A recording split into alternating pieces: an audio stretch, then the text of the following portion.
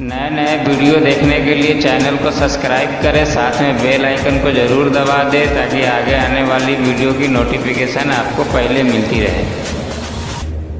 धमाकेदार प्रस्तुति। हतार बेचे चोली, हतार बेचे चोली, हतार बेचे चोली।